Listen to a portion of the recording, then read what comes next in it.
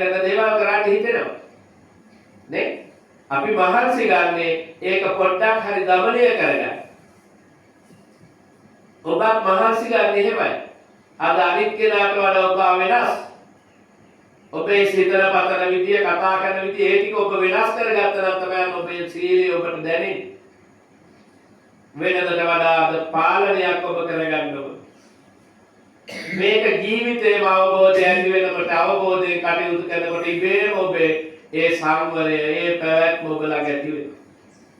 ඉතින් එහෙම නැති වුණාම තමයි සුත්තංගාම මහෝගෝච මක්තුවා දාර නිදා ගන්න මිනිස්සු ඇහිලා ගාගෙන ගහගෙන යනවා වගේ අපි ඒ උත්සාහයක් මොකක්ද නැතුව ඔහොම අපි අරවමත්තේම ජීවත් වෙවි හිටියොත් දන්නේ නැතුව මාරේගේ වසඟට යනවා මේ ලැබපු මනුස්ස ජීවිතයත් වැඩක් නැති වෙලා යනවා.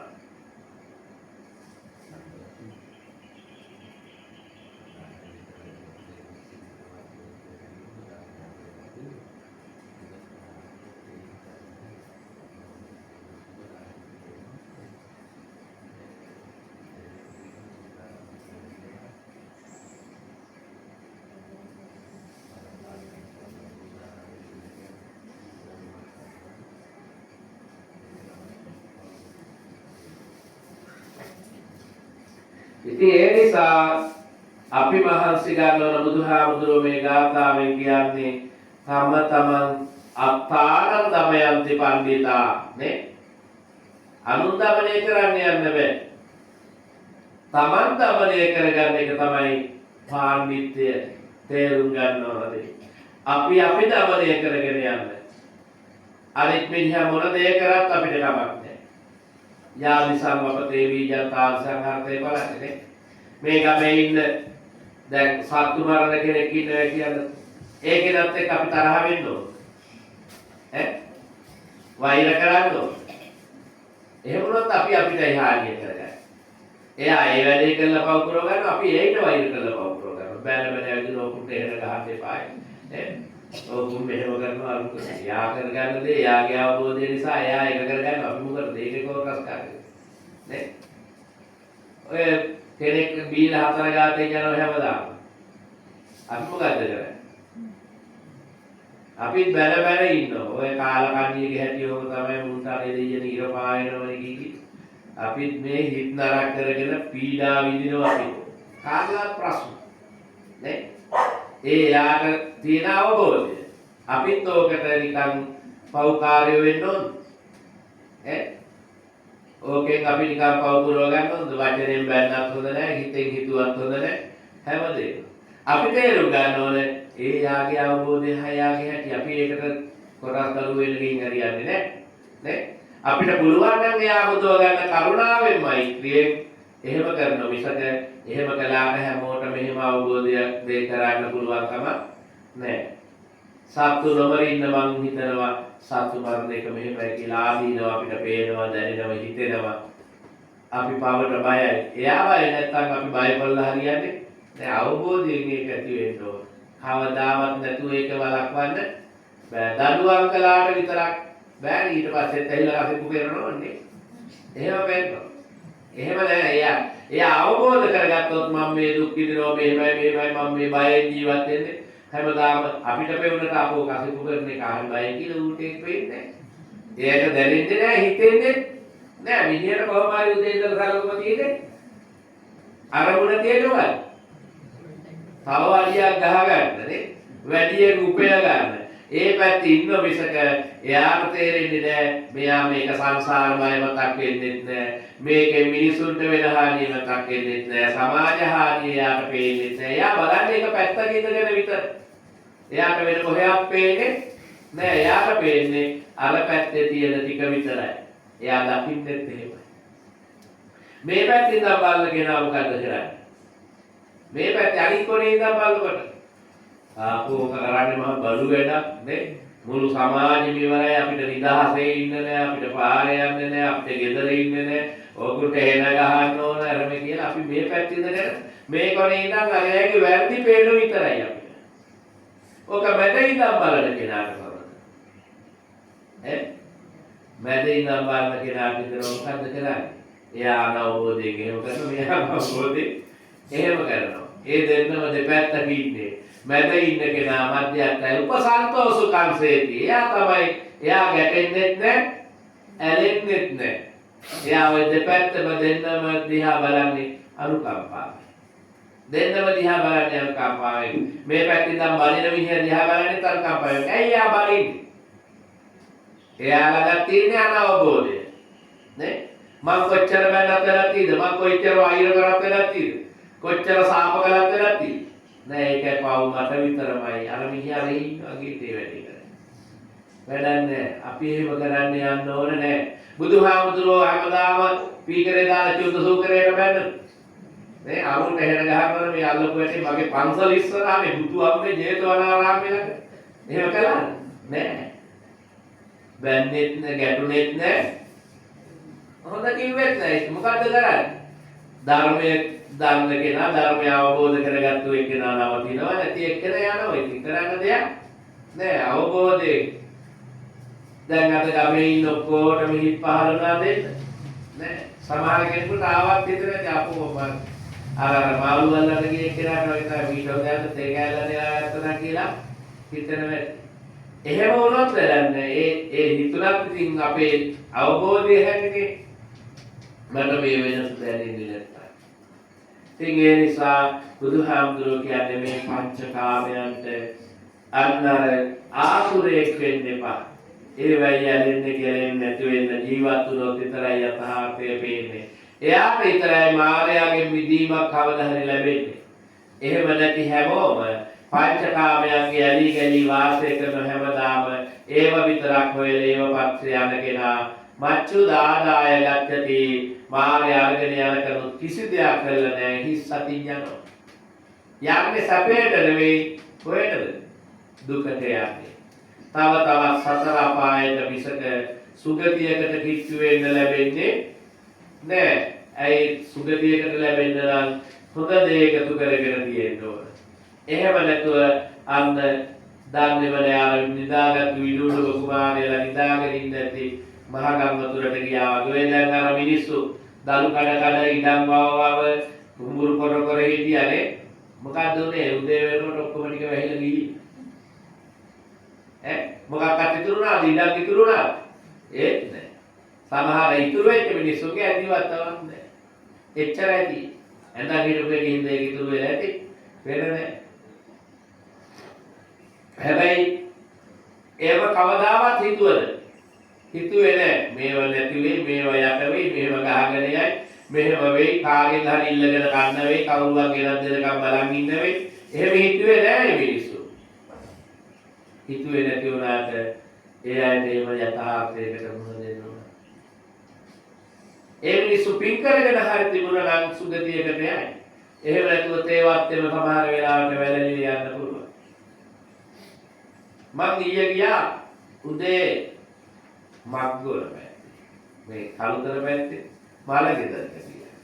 මම පොඩි ආංගල තුන් දෙනෙකුයි මට වෙන ගමනක් යන්න නිසා උදේ පාන්දර පිටත් වෙලා ගියා. ඊට වැඩිය මං ගියේ ඒ දායක මහත්තයා ආගමේ කෙනෙක්. ඒ දායක මහත්තයා ආගමේ පල්ලියේ එහෙම තමයි යන්නේ. ඊට පස්සේ මේ නෝන දරුවෝ ටිකේම බුද්ධ ආගම. ඊට පස්සේ මෙයා හැමදාම මාළේ මත් දෙල්ලගෙනත් දෙනවලු වදිනකොට මේ ටික කරනකොමයි මේ මිනිස්සයා දැන් හිටපු ගමන් heart attack හැදිලා. heart attack හැදිලා රෝහලේ ඉඳ ගමන් කියනවලු මේ මගේ පාංශුකෝලේ බුද්ධ ආගමේ විදියට දෙන්න ඊළඟ සංසාරෙට මට පින් ඕනේ. ඒ මිනිස්සයා අර මිනිස්සෝ කියනවා අන්තිම මොහොතේ ස්පිරිතාලේ ඉඳගෙන ඉල්ලීම තමයි මං හිතුවේ මං මලගෙදරට ගියේ සැකේ ඉතින් හොඳට දන්නේ නැහැ. ඒ ආගම ගැන ඉතින් මං එච්චර දන්නේ නැහැ. එහෙම මොනවා සැක හිතයි දන්නේ නැහැ මේ කියලා. එහෙට ගිහින් කිව්වා කියනනේ හාමුදුරුවෝ පාංශුකෝලේ තියෙන හාමුදුරුවෝ හවස වැඩි නම් හරි වටිනවා. මෙහෙමයි බව ඒ මිනිස්සයා මැරෙනකොට පාලියලු කියනවලු එහෙට ඇහිලා කරන්න ආගමික වැඩ ටික කියලා. ඒ වටේ ඉන්න අයත් කතා කරනවා ඒ උනාට ඒ මිනිස්සයාගේ අන්තිම ඉල්ලීම කොහොම හරි කරලා බුද්ධ ආගමේ විදියට මගේ පාංශුකෝලේ දීලා මට පින් දෙන්නයි කියලා ඒ මිනිස්සයා මැරලා. එදා තමයි මේ මිනිස්සයාට හිතෙන්නේ නැත්තේ සමහර වෙලාවට. එතකන් අරගේ හිටියා එදා සමහර වෙලාවට මරණ මංචකේ ඉන්නකොට දැනෙන්නේ හිතෙන්නේ නැති මම මෙච්චර දවස් ආපු ගමන වැරදි කියලා. නේ? ඊට කලිනුත් යම් අවබෝධයක් තියෙන්නේ නැති අර කටයුතු කරනකොට. ඒ වුණාට අන්තිමට එහෙම තමයි. ඒ අම්මලා දරුවෝ හැමෝම එකතු වෙලා ලස්සන කාගෙක වැඩ කරලා ඒ තාත්ත වෙනුවෙන් පිළිදෙන. ඉතින් සමහර වෙලාවට අපිට දැනෙන වෙලාව අපිට තේරෙන වෙලාව කොයි වෙලාවද නැහැ. බුදුහාමුදුරුවෝ බලන්න කොච්චරද උන්වහන්සේට කොච්චර සිදුහත් කුමාර කාලේ මොනතරම් පංචකාමයන්ගෙන්ම ජීවත් වෙච්ච කෙනෙක් නේ හැම දෙයක්ම තිබුණා. ඒ මැත්තේම හිටියනම් අදත් ලෝකේ බුදු කෙනෙකුත් නේ. එයා ඒවා පරිභෝජනය කළා වගේම එයා යථාර්ථය තේරුම් ගන්නවා පස්සේ අර වෙනවා නම් මේ තැනට නම් මේක යන්නේ මේ ජීවිතයේ වයසට යන එකක් නෑ මමත් ලෙඩ වෙනවා නම් මමත් මැරෙනවා නම් මේ විදිහේවා සාවකාලිකයි ඒ නිසා මේකෙන් නිදහස් වෙන්නයි අර දුක වේදනාව පිරිච්ච සංසාරේ තව ඊළඟාත්මේ මොනතරම් වේදනාවක් තිරිසන් ආත්ම ඉපදුනොත් බලන්නකො වේදනාව ඉඳලා තරම් අපි තෙල් තාච්චි වල කොච්චරනම් බැදිලා ඇද්ද නේ කොච්චර බැදිලා ඇද්ද දැඟලාද්දි කොයි තරම් අපි තෙල් තාච්චි වලට දාලා අපි තිරිසන් ආත්ම ඉපදිලා අපේ කෑලි කඩාගෙන කන්දි කට්ටිය අපි කොච්චර වේදනාව විඳින්නේ සංසාරේ හැටි තව සංසාරෙට එකතු වුණත් එහෙම තමයි කී දෙනෙක් අපි මරාගෙන කන්නේ නැද්ද කෑලි වලට කඩා සංසාරේ හැටි මේ ඉවර නැහැ මේ උතුම් ජීවිතය ලැබුණේ මොනතරම් පිනකටද ඒ උතුම් මනුෂ්‍ය ජීවිතය තුළ බෞද්ධයෙක් වෙන්න ලැබුණේ මොනතරම් පිනකටද කියලා මොනතරම් සංසාර වාසනාව ඒක ලැබිච්ච මිනිස්සු අතර කී දෙනාද මේක තේරුම් අරගෙන ඉන්නේ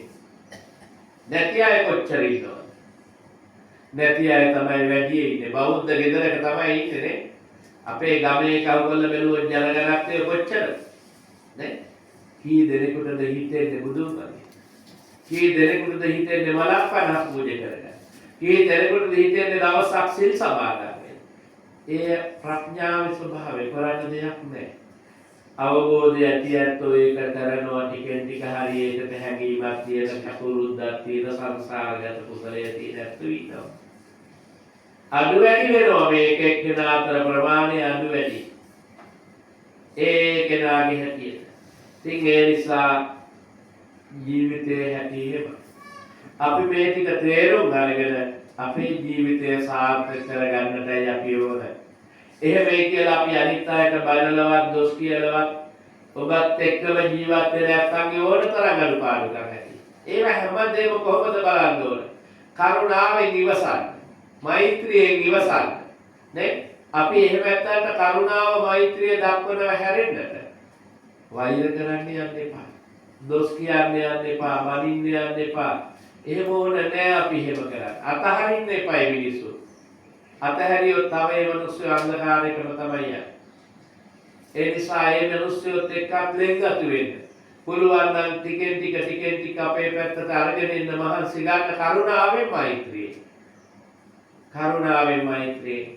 වැරදි කරන කෙනෙකුට වැරදි විදියට බලන්න එපා මෛත්‍රියෙන් කරුණාවෙන් බලන්න. මිනිහෙක් මරුත් කෙනෙක් දිහාවත් වෛරයෙන් බලන්න එපා.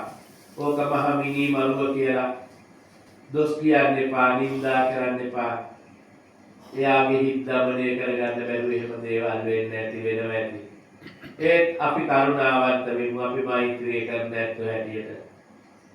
එයා කරගත්තු අකුසල් එයා අරන් යනවා, මං කරගන්න ඕන නෑ තව අකුසල් කෙනෙක් වෙනුවෙන්.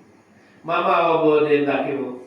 එකෝ ඒ දෙන්නගේ තියෙන සංසාරගත මොනවා හරි අකුසලයක් නිසා පෙර ආත්මේ මේ ආත්මේ මරණ කෙනා මරලා ඇති අනිත් කෙනා සමහර වෙලා. නේ? මේ සංසාරේ කෙනෙක්ට ඉන්නේ ওই කාලී අක්ෂරීගේ කතාව එහෙම තියෙන්නේ. ඕවා මාන්න එතකොටයි හිතෙන්න ඕන. මෙයාට මෙහෙම එකක් වුණේ මෙයාගේ යතින් ඊළඟ ආත්මේ එහෙම වෙන්නේ නැති සමහර වෙලා නේ. එකිනෙකාගේ දරුවෝ කකා ආත්ම කීයක් එනවා. ඉතින් අපි ඒ අර්ථ ධර්මය කියන්නේ ඕව දිහා බලන්න. ඒවට උපේක්ඛා සහගත සිත්. දේ ඇලෙන්නත් එපා, ගැටෙන්නත් එපා. උපේක්ෂාවෙන් කරුණාවෙන් මෛත්‍රියෙන් ඒ දිහා බලන්න. ඔබේ ගෙදර ඉන්න කෙනා වෙන්න පුළුවන්. ඔබ සිල් ගන්නාවට ගෙදර ඉන්න මහත්තයා සිල් ගන්නේ නැහැ සමහර වෙලාවට. ඔබ සිල් ගන්නාවට ගෙදර ඉන්න නෝන සිල් ගන්නේ නැහැ. එයාගේ ළඟ සමහර වෙලාවට මට වඩා රාගය ඇති, මට වඩා ද්වේෂය ඇති, මට වඩා මෝහය ඇති, මට වඩා ඊර්ෂ්‍යාව ඇති, මට වඩා කෝපය, ක්‍රෝධය, ඒ හැමදේම ඇති. නේ? ඒකට බැලලා වැඩක් තියෙද? රණ්ඩු වෙලා වැඩක් තියෙද? ගහලා වැඩක් තියෙද? ගෙදරින් එලවලා කාණ්ඩ නොදී තියන් ඉඳලා. එහෙම කරලා හදන්න බෑ. තව තවත් ඒ ඇත්තෝ විනාශ වෙනවා විතරයි. ඒ කෙනාට මෛත්‍රිය කරන්න. ඒ කෙනාට ආදරෙන් කරුණාවෙන් සමීප වෙන්න. කොහොම හරි හොඳින් ඒ ඇත්තෝ ඒ මුදව ගන්න මානසික ගන්න. ඒ තමයි ප්‍රඥාව. ඒ තමයි බුදුහාමුදුරුවන්ගේ දර්ශනය. බුදුහාමුදුරුවන්ගේ දර්ශනයේ වදකේ දේවදත්තම් මේ චෝරෝ අඟුලිමාලගේ ධනපාලේ රාහුලච්චේව සම්පස්ස සම්මානය. හොඳ කෙනාටයි නරක කෙනාටයි කියලා වෙනම බෙදුවොත් මෙයා හැමදාම සිල් ගන්න එනවා එයාට වැඩියෙන් හොඳයි. හැමදාම කසිපු ගහලා පාර යන මිනිස්සුත් එනවා මොකක් හරි. එයාට වෙන විදියකට සලකන්න නෑ. හැබැයි අපි බලන්න කියන්නේ රූපිය තමයි ඉස්සෙල්ලම පිළිතුර. අන්න බලන්න කරපු වැඩි ඉස්සෙල්ලම පිළිතුර බැඳුවා. කමන්නේ හොඳයි එහෙම හරි මේ මිනිහා හරි ගියොත්. එක දවසක් හරි සිතුවිල්ලක් හරි පහළ වෙලානේ කොච්චර වටිනවද? නේ? ඒ මිනිහ පස්සට දාවොත් මොකද කරන්නේ? තවත් ජීවිතේ කවදාවත් එන්නේ නැහැ. එන්නේ නැහැ. මුදවන්න කවදාවත් හම්බ වෙන්නේ නැහැ. ඒ නිසා ඇත්තටම හරි දේ නම් අපි එයාට තමයි ඉස්සෙල්ලම සලකන්න ඕන. අපේ කරුණාවෙන් මෛත්‍රියෙන් අපිත් දකින්න ඕනනේ ඔව් එහෙම කරපු එක හොඳයි කියලා. එහෙමනේ අපි කියන්නේ නම් ගිහලා බානිනවා අරු තමයි රොගු වෙලා දීලා උ තමයි ඉස්සෙල්ලම අරු තමයි පහනපත්තු වල. එහෙමයි අපි වැරදි විදියට දකින්නේ. නෑ. ඒ මිනිස්සේ ඒ දවසේ හරි එහෙම සැනසීමක් ලැබුණා. එක පිනක් හරි කරගත්තා නම් කොච්චර වටිනවද? කොච්චර හොඳයිද? අපි යථාර්ථවාදීව දකින්න ඕන. ඉතින් අපි මේ ලබපු ජීවිතේ මච්චු ආදාය ගච්ඡති මානය නම් කොයි වෙලාවෙයිද දන්නේ නෑ. ඔය පංචකාමයන්ගේ රූපවල, ශබ්දවල, ඒ වගේම ගන්ධයේ තේමයි සුවඳවත් දේවල් වෙලා එමෙතන ජීවත් වෙන්නේ නැතුව, ඒ වගේම ස්පර්ශවල ඔය සුව පහස වෙනුවෙන්ම හිතා කාල් ගෙවගෙව ඒ වෙනුවෙන් කැප වෙමින් මහන්සි වෙමින් වෙහෙසෙමින් කාලය ගත කර හිටියොත් දන්නේ නැතුව අර නිදා ගන්න වුන් මුහුදට ගහගෙන ගියා වගේ තමයි අපි දන්නේම නැතුව මාර්ය අරගෙන යනවා මුකුත් නැතුව හිස් අතින් යන්න වෙන්නේ. ඒ නිසා ඒවට බැහැ වෙන්නේ නැතුව ඒවත් වෙන ජීවත් වෙන්නේ නැතුව අපි තේරුම් අරගෙන ඒ ජීවිත ඕන විදියකටම ජීවත් වෙන්න තේරුම් අරගන්න. අවබෝධයෙන් කටයුතු සිද්ධ කරන්න. අවබෝධයෙන් කටයුතු කරමින් මේ ලබපු ජීවිතයේ අවබෝධයෙන්ම තමන් අන්නාර අවදියෙන් ඉඳලා නිදාගත්ත මිනිස්සු ගම් වතුරට ගහගෙන යන්නේ.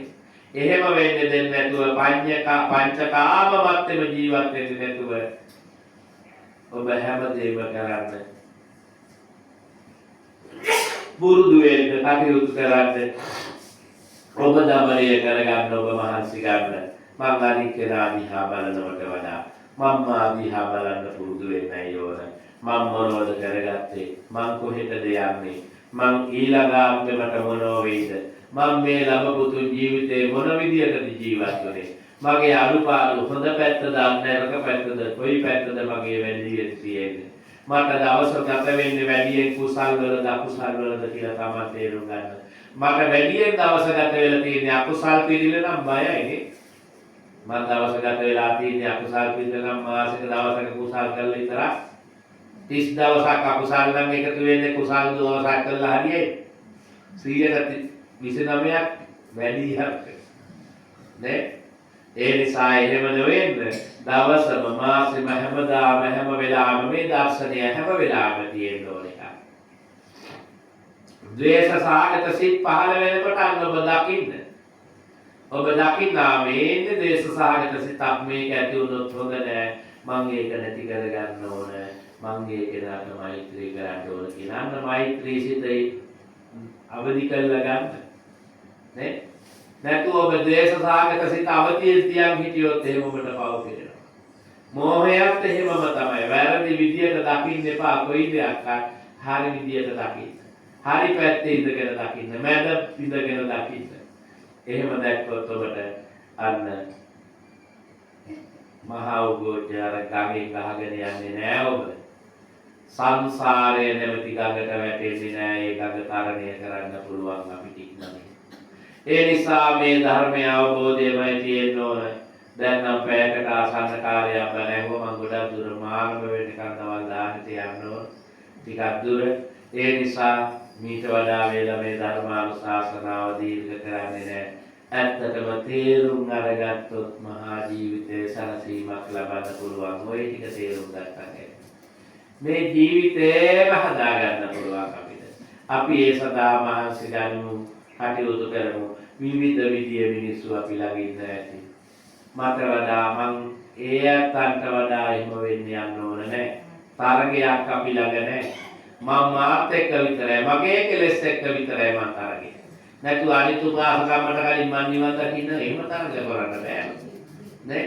ඒ නිසා තරගයක් නැහැ. මල්වාක්කිය අත ගහපු කෙනාට මේසේ උඩින් තියපු කෙනාට ඉස්සෙල්ලා නිවන් දකින්න. අපි හිතන් ඉන්නේ නම් මේක ගිහින් දිවුවොත් තමයි වැඩේ හරියන්නේ. නෑ එහෙම නෑ දෙන්න මේකයි. ඒ නිසා මේසේ උඩින් ගිහින් තියන්නම බුදුහාමුදුරට පේන්න තියන්නම මහන්සි ගන්න එක නෙවෙයි ඕන. අපි ඒකට අත ගහගන්න එකයි ඕන. නේ? තරගයක් නෑ අපි ළඟ. අපි තනි තනිය මේ ගමන යන්නේ. මං තරග කරන්න ඕන මාත් එක්කමයි. මාත් එක්ක තරග කරලා මං දිනා ගන්නයි මහන්සි ගන්න ඕන. මගේ හිත දමනය කරගන්නයි මම මහන්සි ගන්න ඕන. ඒක මම මෙහෙම වෙනවා මගේ ගෙදර ඇවුම් එහෙම වෙන්න ඕන මගේ දරුවෝ එහෙම වෙන්න වෙන්න බෑ. අපි මහන්සි ගන්න ඕනේ යත්තොත් මගේ පැත්තෙන් අරගෙන යන්න. අර ගෙදර නෝනලා දරුවලා තාත්තා අන්තිම මොහොතේ හරි කොයිතරම් පිටක් වෙලා නේ? ඒ නෝනයි දරුවෝ ටිකයි එහෙම නොවුනනම් ඒ තාත්තා එහෙම වෙන එකක් නෑ. හැබැයි කොච්චර වටිනවද? හරියට අර දේවදත්ත හාමුදුරුවෝ අන්තිම මොහොතේ බුදුහාමුදුරුවෝ සරණ යනවා. සත්තිස්සර කියලා පස්සේ බුදු කෙනෙක් වෙනවා. එතකන් වෛද්‍ය කර හිටියා. පෙනුනේ නෑ අන්න එයා බලන් හිටියේ. එයා පුතියුනේ වෙන අරමුණු ටිකක් මහාන වෙලා. නේ?